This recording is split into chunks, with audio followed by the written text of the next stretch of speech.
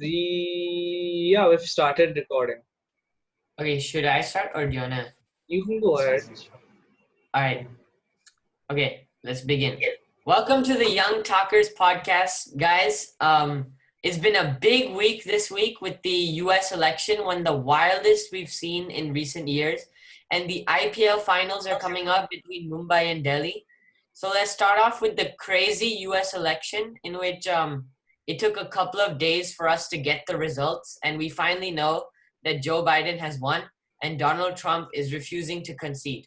So Veer, if you want to go ahead. Yeah. Okay. So, firstly, I would like to say that we in our last podcast we were discussing how we were expecting Joe Biden to win, and so there's been a lot of videos on the internet. If you see how about videos of how happy the people are, and they're genuinely celebrating, and they're like really happy that finally Trump is out of office, and people are really happy about that. And also there was uh, when the last state, I think Pennsylvania, when they were counting, and because there was so much pressure over them on the counts and stuff, there were the police intercepted one of the attacks that was about to happen there, and that was very big. So that's what happened, and I feel that it's great for them. And let's see what goes on. Bilal, what do you say? Yeah, pretty crazy election. Just by the barest of margins, Biden has clinched it in Pennsylvania and Michigan and Wisconsin are two of the big states that Hillary actually lost in the 2016 election. So it was pretty important for him to win in those, and he did win in those. And it all came down to Pennsylvania, Philadelphia specifically, which is a big city in Pennsylvania, and had a lot of mail-in ballots that were yet to be counted. That's why Biden later took the lead and won that state, and now he's the president of the United States. And obviously, Donald Trump, from the start, he was going to get lawyers and sue the election committee or whoever he can get his hands on to make a statement and say that, look, the election is fraudulent, they don't want someone like me to become the president, and that's what he's going to try to do. But I don't think he's going to succeed. I think Biden will there'll be a very clean and easy switch from Trump to Biden, and I don't think there should be any hiccups in the process. And like we have said, there's a lot of people just happily celebrating the fact that Biden and Kamala Harris, who's also making history by becoming the first woman and also the first woman of color to be the vice president of the United States. This is pretty big news for women and men, and just like the average American. And so, since you're living there, what are you looking forward to? What do you think is going to change? What do you think is coming up next once Biden becomes president?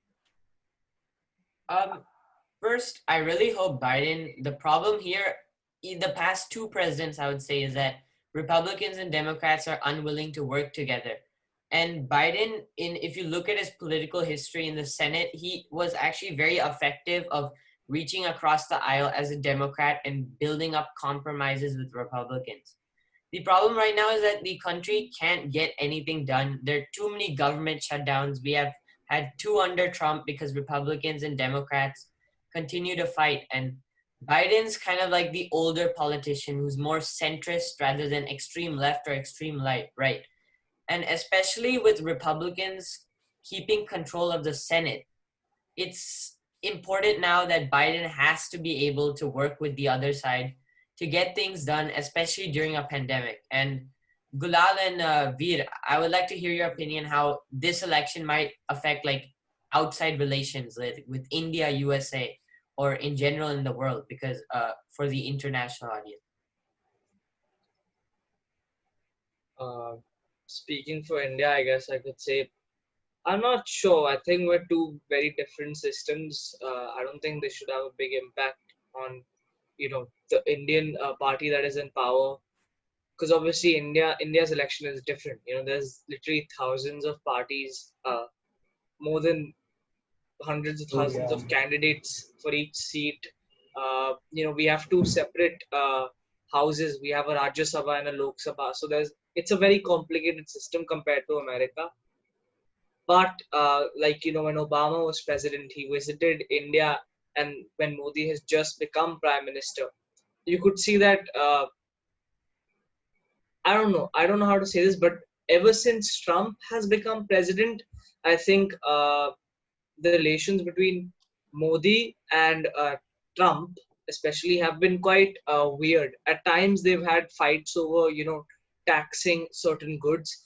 Trump was pretty mad when India increased taxes on Harley Davidsons, and he said that an equal that'll be met with an equal taxation on one of their goods. So things Right, can that was kind of yeah immature. things can get very heated sometimes. Sometimes we'll have these big gatherings like recently Trump's visit to India, thousands of people in like a packed stadium, and Modi butchering his name on live television, Donald Trump. But that's fine. All that's fine. But I don't think Biden becoming the president of USA is going to have any impact on India's democracy and India's politics. So what I feel is I think that recently, like if you see Modi tweeted, like he congratulated Joe Biden, and he said that he's looking forward to working and improving relations. And on the other hand, I read someone's opinion, but they were saying how during the George Bush elections during that time, how it became like a really bad situation for India when the president got a different president got elected. So some people are anticipating that. So it's really like something we cannot say now, but let's see what And happens. from an American perspective, the thing I look forward to in terms of international relations is that Trump really alienated allies like Germany, France, Japan, and sometimes even India. And he chose to try to make friends with former enemies like Russia and North Korea. And now I look forward to Biden, who understands that you already have like the what's the saying, like the stone in hand is better than the two in the bush. Like you already have allies like NATO. Yeah, I think the bar is pretty low to clear for Biden. Like Trump has really taken America as a country and the strength it used to hold economically, and also just as being a superpower in the world, it's gone down. And people laugh when they look at the average Trump voter or Trump supporter talking about how much he loves Trump. Indians laugh, even people in Britain laugh, even people in China laugh. They think of them and they think, look at how dumb they are. They voted for this guy. This is how he's running the country. And with Biden becoming the president, I feel the international world basically mocking America for electing someone like Trump would end. And also, the bar is pretty low. All Biden has to do to win back the trust of a lot of liberals and a lot of basically average Americans is maybe get America back into the Paris Agreement, handle the coronavirus better. Put a task force at hand to tackle this. Also, become more stricter with states who aren't following the guidelines. Which I don't know if he can do lawfully, but he could push them towards becoming more serious about the virus and not acting like it's a hoax. He could be more stricter with protesters, anti-mask protesters, and I can see America recovering from COVID-19 faster than it would have if Trump had been re-elected. So Yeah. yeah, the future is going to be bright, but Biden isn't God. Biden isn't the best candidate from any angle. He has his flaws. He is a man who voted for the Iraq War. Most people forget that, but he has his uh, he has his relations to supporting sometimes right wing agendas, but again, a lot more better than Trump. And when someone's better than Trump, they're equally better for America. So I can see good things coming out of the next And one. you mentioned how Biden sometimes supported right-wing agendas. Is that there have been negative effects of that with him supporting the Iraq War. But the thing been seeing is that a more centrist president will be able to bring this country together. I mean, the past two elections have been close, razor thin, just showing the schism between both sides of the aisle.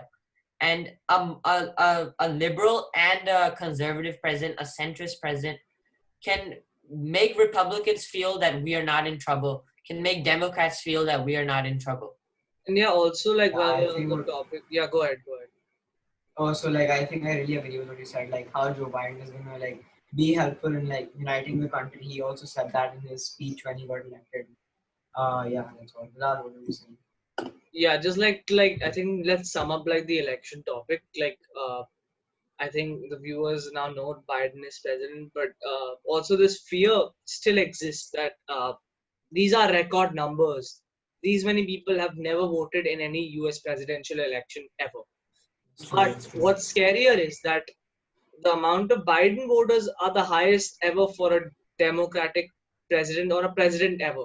But at the same time, Trump's voters have increased in numbers. Around, I'm not sure if I'm getting the number wrong, but 68 million people voted for Donald Trump. Biden was a couple of million more than that. But that scares me to think that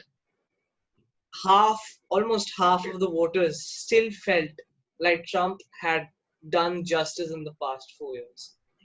These people, 68 million Americans, still think that the coronavirus was handled well. Some of them probably still think the coronavirus was a hoax. Some think that global warming is a hoax. Some think that everything Trump did, or even the racist promises he made, like building a wall and draining the swamp, he didn't fulfill them as well. These are a lot of people who still Yeah. think that Trump did a good job in these 4 years. And I But think I this think that's the thing, right? yeah, That's what you this talked is about like earlier. big question that if the COVID-19 pandemic had not happened, I think for Donald Trump, this election would have been a flyby. He would have become president with high numbers. I think COVID-19 has had the biggest role to play. And, that's Yeah, what it's scares true. me.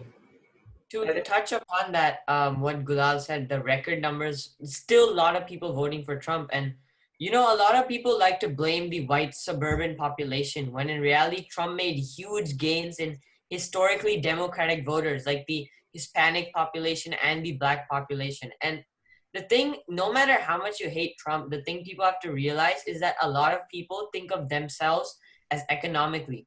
Was I better off 4 years ago or today? And the thing that Trump did was he lowered taxes and kept interest rates low, and that helped stimulate the economy before coronavirus. And without a coronavirus pandemic, the US had record growth and record low unemployment, and Trump would have blown out Biden, like and completely. exactly, It's true. yeah. So, but that's not happen. And uh, again, that's just a dark, ugly truth you'll have to live with, is the fact that it took a pandemic to kill 300,000, almost 300,000 Americans, and infect at least 1 million, for the whole country to realize that we're going to the dogs. We have to vote for Biden no matter what. So it scares me that there was still a chance that someone like Trump could get a second term. Although this hasn't happened since 1990 or the 1980s, since Bill Clinton, everyone's had 2 terms, right? So again, history being made on both sides. It's good for America. It's good for the people of America. Even if you don't like Biden, trust me, it's gonna do good to you eventually. So now moving on to another topic uh, at hand. Now that we've discussed the U.S. presidential election and Joe Biden is president, let's talk about sports. I think we should talk Yes, I about think the like IPL. This is probably more watchable for the Indian viewers. Obviously, if you follow the IPL, Delhi is made it in the finals. Again, another moment in history, IPL history at least. They have never made it into the finals before in their entire long running campaign, and now finally Delhi Capitals has made it into the finals against Mumbai Indians, who are four-time champions. Like they've won the trophy 4 times before. So this is like an underdog versus the favorite matchup, and David versus yeah, Goliath. And a lot of people think that Mumbai could win because they did beat Delhi in the Delhi playoffs right before. now. Yeah, Yeah. I think So again, the one match before this. yeah, anything can happen. I mean, just let's wait and see in the next 2 days. We'll all watch the match and see what happens. Nothing else has happened big in this week. I mean, nothing else apart from the fact that you know USA held its elections and they were pretty historic. So, thank you guys for joining us today. Anything else you would like to mention? I think that's good. Yeah. Okay. Thanks a lot, guys, for joining us on this podcast today. We've had a great time discussing the US presidential election and the IPL. We hope you enjoyed. Don't forget to subscribe, share, like, donate to Spark a Change, please. And we'll see you guys next week. Let's see what happens in this week and we'll cover it up.